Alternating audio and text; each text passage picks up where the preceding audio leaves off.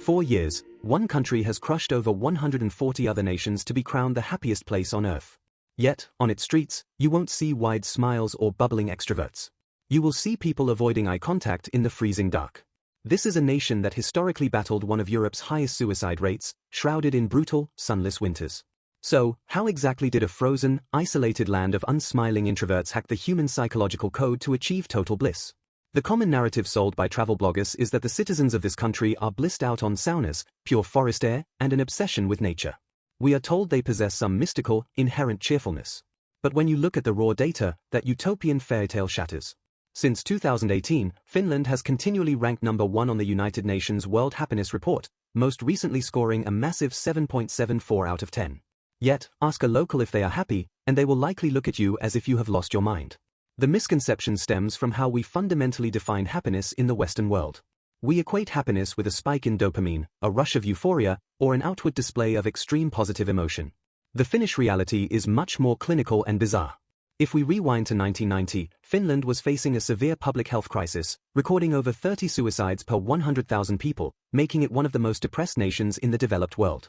To go from a psychological crisis to global happiness champions in just a few decades requires something much deeper than a national love for hot steam rooms. It requires a systematic rewiring of expectations, a ruthless approach to institutional trust, and a quirk of human psychology that most of the world completely misunderstands. To unravel this paradox, we have to examine exactly how global happiness is scientifically measured, because the entire premise is basically a linguistic trap. The World Happiness Report does not actually measure joy. It uses a psychological assessment tool known as the Cantrell ladder. Researchers ask respondents to imagine a ladder with steps numbered from 0 to 10. The top represents the best possible life, and the bottom represents the absolute worst. You are then asked where you personally stand right now. This is a measurement of life contentment, not a measurement of active joy. Finland consistently wins because the biological and cultural baseline for contentment there is radically different from nations like the United States or the United Kingdom. Finnish culture is anchored by an unspoken social code that heavily discourages boasting, showing off, or thinking you are better than anyone else. In a society that actively punishes grandiosity, expectations for what constitutes a good life are severely lowered. When your baseline expectation is simply a warm house, a stable job, and quiet time, your placement on the Cantrell ladder naturally shifts upward. You are not constantly comparing yourself to billionaires on social media because flashing wealth in Finland is considered socially repulsive. But to understand the true hidden engine behind this phenomenon, you need to understand the data on human trust. In 2013, a massive global experiment was conducted where researchers purposely dropped 192 wallets in cities all over the world to see how many would be returned. In places like Madrid or London, the results were predictably grim. But in Helsinki, 11 out of the 12 dropped wallets were safely returned to their owners. That staggering statistical anomaly reveals the true secret of Finnish psychology. It is a biological survival mechanism honed by thousands of years of living in a harsh, unforgiving environment. When the winter temperatures drop to -30 degrees, you cannot survive without extreme reliance on your neighbors. Trust is not a moral choice in the Arctic, it is a vital evolutionary adaptation. If you want to survive the algorithm, you should probably subscribe to this almost dead channel because things are only going to get stranger. This deep evolutionary trust scales all the way up to the government. The Finnish people do not necessarily love their politicians, but the data shows an overwhelming institutional reliance. They pay some of the highest taxes in the world, yet over 90% of Finns agree that paying taxes is a crucial civic duty. Why? Because they actually see the return on their investment. So the big reveal, the actual data-backed scientific answer to why Finland is the happiest country in the world, is that they have engineered a society that almost completely eliminates the sources of extreme human misery. Finland is not a factory for creating joy, it is a fortress designed to block out suffering. The government provides comprehensive universal healthcare, free education all the way through university, and a massive unemployment safety net that virtually guarantees nobody will end up destitute on the streets.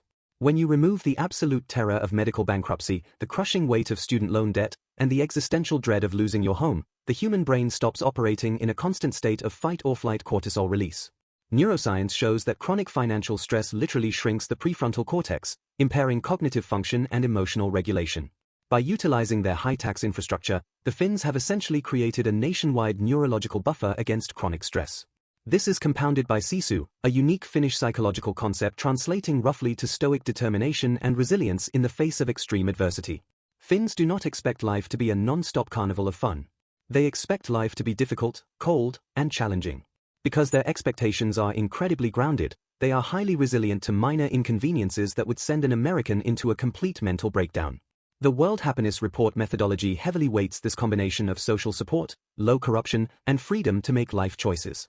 Finland scores exceptionally high in all of these metrics, mathematically dominating the Cantrell ladder. They are not jumping for joy, they are just completely, utterly, and securely content with the quiet mediocrity of a stable existence. But if you think this highly regulated, ultra-secure society is just a boring, sterile utopia, you are ignoring the bizarre extremes to which the Finns will go to enforce their social equality. Remember that societal hatred of showing off? It is literally codified into their legal system. In Finland, traffic fines are not a flat rate. They are calculated based on your daily disposable income. If you are a minimum wage worker who speeds, you might get a manageable fine. But if you are a multimillionaire, the financial punishment is absolutely devastating. In 2002, a former Nokia executive was caught riding his motorcycle at 75 km per hour in a 50 zone. Because of his massive income, his speeding ticket was calculated at an eye-watering €116,000. It is a ruthless, mathematically flawless system designed to ensure that everyone, no matter how wealthy or powerful, feels the exact same sting of punishment. This bizarre, almost cynical dedication to absolute fairness is the true foundation of their contentment. Finland has built a society where nobody is allowed to fall too far, but crucially, nobody is allowed to rise too high above everyone else either. It is a psychological masterclass in managing the human ego.